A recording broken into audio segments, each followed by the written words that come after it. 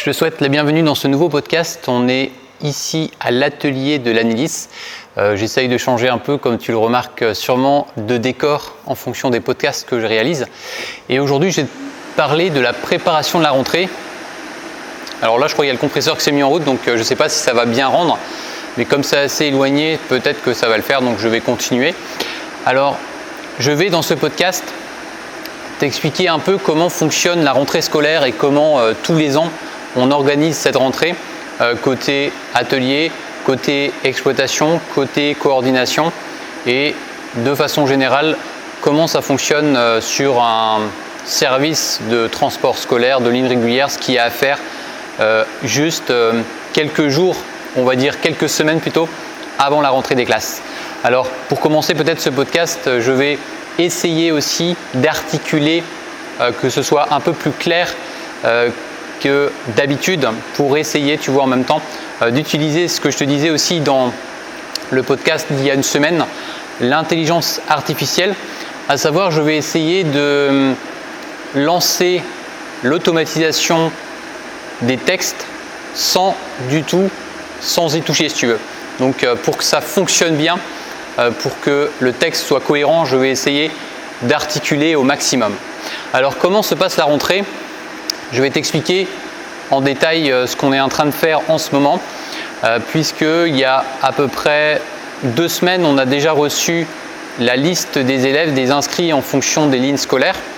Alors ce qu'on fait d'abord, c'est on analyse dans un premier temps les inscrits par rapport aux effectifs des capacités des véhicules et on s'est rendu compte, alors là ça s'est arrêté, donc ça sera plus facile pour moi de parler, on s'est rendu compte qu'il y avait des effectifs qui étaient plus importants que les capacités des véhicules. Et on s'est aperçu aussi que malgré la présence de grandes capacités, donc à savoir des véhicules de 63 places, il n'y avait pas suffisamment de places disponibles, notamment sur, je vais juste le citer en exemple, le secteur du Drenec pour aller jusqu'à l'Esnevin, puisqu'il y avait 40 élèves. Je dis bien 40 élèves en plus par rapport à 2 cars qui étaient affectés. Donc pour l'exemple de cette ligne, on va donc rajouter un 3e véhicule. Et c'est pour cette raison que c'est important d'avoir les listings des inscrits avec les effectifs par ligne suffisamment tôt pour qu'on puisse se préparer pour la rentrée, pour essayer d'organiser au mieux tous les services en fonction des élèves. Alors, ça paraît pas comme ça, mais c'est assez conséquent et ça a un impact important aussi sur plein de choses. Et je vais les citer ici pour une seule ligne qui est ajoutée. Il faut prévoir la mise à jour des véhicules, donc on va dire la partie atelier, la mise à jour exploitation partie planning et la mise à jour des circuits, à savoir cartographie, fiches de transport, etc. Et je vais me baser par rapport à cette ligne pour te citer aussi qu'est-ce qu'on fait précisément pour que ça te parle davantage. C'est que pour une ligne supplémentaire, on va par exemple devoir mettre à jour les girouettes des véhicules parce que la plupart de nos véhicules aujourd'hui sont équipés de girouettes de marque Hanover, à savoir que c'est fait par clé USB. Donc il y a une personne qui est responsable du parc qui va faire la mise à jour dans chaque véhicule, donc ça prend quand même un certain temps, surtout que sur le parc par exemple entre Quart-des-Abers et Carbion, faut compter pour Bresgau environ 70 à 80 véhicules, donc c'est quand même important, même si ces 70-80 véhicules ne sont pas tous équipés de girouettes Hanover. Il y aura des mises à jour qui se refont d'une façon différente en fonction des marques. Donc ça a un impact sur les véhicules, sur le rajout d'une ligne. Ça a aussi un impact sur l'exploitation, puisqu'à l'exploitation, on va devoir rajouter ce qu'on appelle une opération, un service qui va fonctionner le matin, donc lundi, mardi, mercredi, jeudi, vendredi, aussi le soir, lundi, mardi, jeudi, vendredi et le mercredi midi. Donc ça a un impact important en termes de conducteurs, puisqu'il va falloir un conducteur en plus que ce qu'on avait prévu. En termes de véhicules, parce que là, même pour le conducteur, c'est pas forcément vrai, parce qu'on a pu réajuster à l'exploitation pour que ce soit réenchaîné, mais ça a un impact quand même sur l'exploitation, parce qu'on a dû réorganiser les enchaînements, tu vois. Et un impact aussi sur toute la partie qui va concerner la coordination, parce que de mon côté, il faut que je mette aussi à jour les plans de transport. Alors, plutôt que de partir sur des exemples à chaque fois, je vais te décrire ensuite, là, dans ce podcast, là, à partir de maintenant, ce qu'on fait concrètement pour la préparation de la rentrée. Alors, d'une part, on va peut-être parler d'abord d'exploitation parce que c'est vraiment la partie, je considère en tout cas la partie la plus importante, c'est qu'en exploitation, avant que la rentrée démarre, il faut préparer le planning, à savoir les calendriers, mettre à jour les calendriers, tout ce qui est jours fériés, les indiquer pour que le planning, quand on le génère, il va par exemple affecter des jours fériés comme le 1er novembre ou le 11 novembre qui vont circuler comme un dimanche, que ce soit fait au planning de cette façon, tu vois. Donc il y a déjà un calendrier à gérer au niveau de l'exploitation au planning, et du côté du planning aussi, il va falloir affecter les véhicules, parce que nous on a des véhicules attitrés en fonction des conducteurs, donc affectation des véhicules aussi aux conducteurs, donc ça c'est aussi le travail du moment. Et ensuite au planning, essayer de construire aussi, ça a été fait déjà depuis quelques temps, des enchaînements cohérents, à savoir avec des réutilisations qui se font de façon convenable en termes de temps, que ce soit pas trop juste quand on arrive par exemple à la porte de Gouesnou ou à Brest-Choiseul pour repartir faire un autre scolaire après. Donc l'idée c'est d'essayer de faire des enchaînements réalistes en temps et que dans la mesure du possible qu'on puisse aussi avoir un peu de marge. Et tout ça aussi c'est calculé avec de l'optimisation, c'est-à-dire que le véhicule qui va terminer à Brest-Choiseul, on va essayer de faire en sorte qu'il va, dans la mesure du possible, qu'il parte pas très loin pour pouvoir avoir le moins de ce qu'on appelle HLP, de kilomètres à vide possible. Donc il y a aussi de l'optimisation qui est faite en exploitation. Et tout ça, ça a été fait déjà, on va dire, depuis le mois de juin. Mais en ce moment, ça change parce qu'il y a des services qui nécessitent, par exemple, d'avoir des véhicules de capacité plus importante. Il y a des services qui nécessitent d'être rajoutés, comme l'exemple que je t'ai cité. Alors là, c'est un exemple sur un secteur, mais ça peut aussi arriver sur un autre secteur. Pour l'instant, ce n'est pas le cas. Mais tu vois, il y a des impacts sur beaucoup de choses. Donc ça, c'est la partie exploitation. Et il y a aussi le fait de préparer, on va dire, toutes les équipes conductrices-conducteurs pour cette rentrée, pour qu'ils sachent qu'est-ce qu'il y a comme évolution. Donc ce que nous, on a l'habitude de faire, c'est que, enfin, habituellement, c'est qu'une semaine avant la rentrée, donc ça tombe bien parce que là, alors aujourd'hui, en tout cas, à la date à laquelle je suis en train d'enregistrer ce podcast, c'est le samedi, et on est à un peu plus d'une semaine de la rentrée. Mais l'objectif, tous les ans, c'est qu'une semaine avant la rentrée, on puisse vraiment clôturer les plans de transport pour ensuite faire la communication auprès des conducteurs et aussi auprès des voyageurs.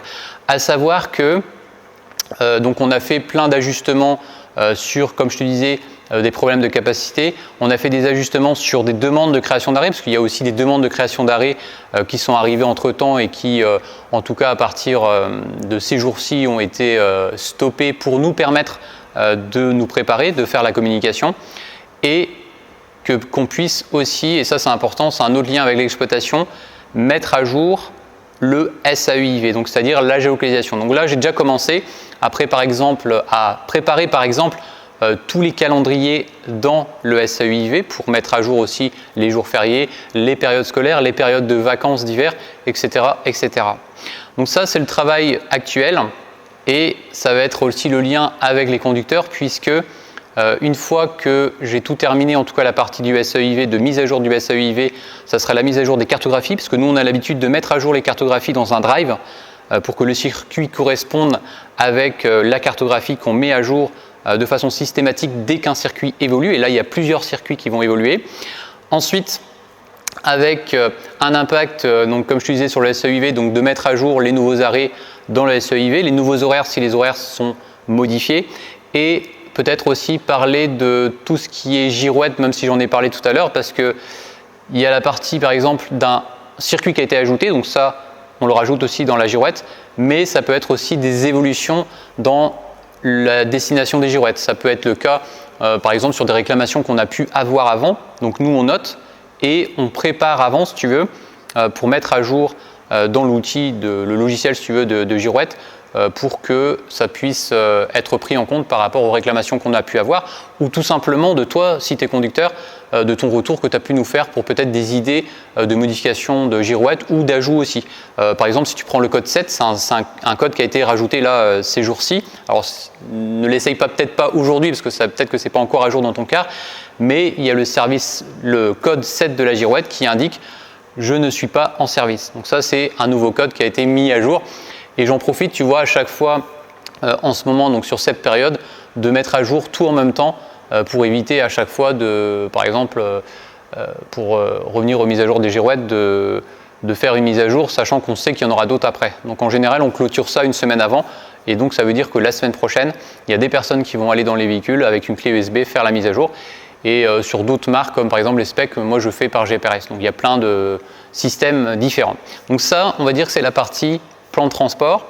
Et après, on va continuer peut-être aussi à te parler, je vais te parler de tout ce qui est partie atelier, parce que c'est pour ça que je me suis dit que c'était intéressant de faire ce podcast ici, parce qu'il y a un véhicule neuf qui est rentré par exemple ici à l'Anilis au quart des Abers.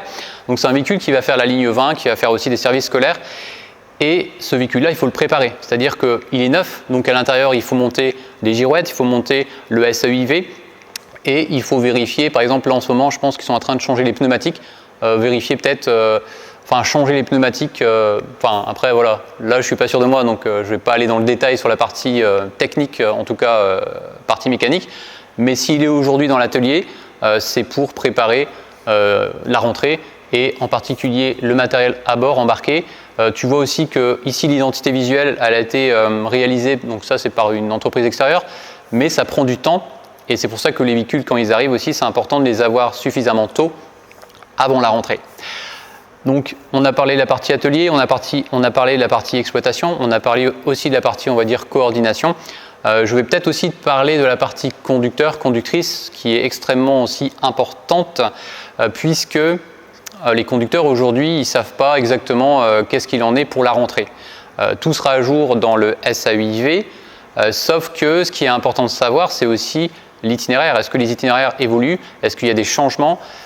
Et tout ça, l'objectif, c'est qu'on le prépare justement là en ce moment, à savoir qu'on va faire une synthèse. Moi, ce que je fais, c'est que je fais une synthèse par entreprise, à savoir que je vais préciser au quart des Abers toutes les évolutions qu'il y a par rapport à l'année d'avant, et pareil au Carbian, etc., etc. Tu vois.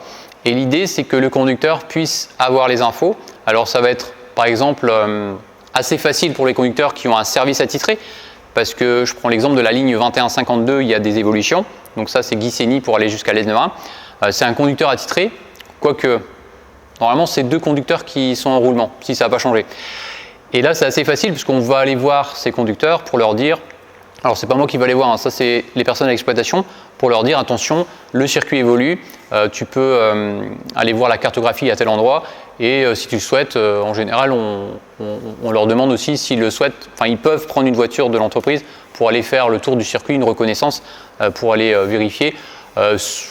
Ça dépend après des personnes, parce qu'il y a des personnes aussi qui n'ont pas forcément, qui ne trouvent pas ça très pertinent, parce qu'ils connaissent bien le circuit, donc par exemple la 2152, et puis ils ont juste besoin de savoir où par exemple il y a un nouvel arrêt, ou où ça évolue, de quelle façon l'itinéraire change, pour savoir, et puis n'ont pas forcément besoin d'aller avec un véhicule en tout cas en reconnaissance. Voilà en résumé ce qu'on est en train de faire en ce moment. Alors j'ai essayé d'être assez bref parce que je ne vais pas trop rentrer dans les détails, mais par contre ça va peut-être t'intéresser. Je vais essayer, je précise bien, je vais essayer cette semaine de te montrer un peu comment ça se passe au niveau de la préparation de la rentrée, mais pas en podcast cette fois-ci, ça sera en vidéo pour essayer de faire un peu le tour pour justement que ça puisse aussi te parler, pas qu'en termes de paroles justement, que ça puisse te parler aussi en termes d'image, parce que je sais que moi en tout cas, il y a des choses que je capte mieux, que je comprends mieux en visuel plutôt qu'en parole, et donc je vais essayer, si l'occasion se présente, de faire un sorte de quotidien magazine avec peut-être des transferts à faire d'un dépôt à un autre, avec peut-être des explications sur une mise à jour d'une girouette, d'être comme assez bref, de ne pas aller trop non plus à parler dans les détails de chaque élément, mais d'essayer de faire peut-être un quotidien magazine qui sortirait dimanche, c'est-à-dire en tout cas là, le jour de la publication de ce podcast, le lundi, donc peut-être donc le dimanche suivant, de sortir ce quotidien magazine pour que tu puisses un peu avoir une vision de ce qu'est une rentrée, parce que ça se prépare suffisamment tôt pour certaines choses, mais pas trop tôt non plus, parce que comme je te disais, il y a encore eu des évolutions cette semaine avec des arrêts validés, avec un quart qu'on doit rajouter en fonction des capacités. Et c'est pour ça qu'une semaine avant la rentrée, c'est plutôt agité dans les entreprises de transport parce qu'il faut justement s'adapter au mieux pour qu'on puisse commencer après le lundi, donc ça sera le 4 septembre, de façon la plus claire possible pour tout le monde. C'est la fin de ce podcast et on se retrouve, ça va être dimanche, je pense, prochain pour un quotidien magazine, j'espère. Si je ne peux pas faire un quotidien magazine, ça sera un reportage et je vais peut-être aussi faire quelques petites vidéos, en profiter cette semaine pour essayer de te montrer un peu ce que ça donne une préparation de la rentrée. Allez, Kenavo!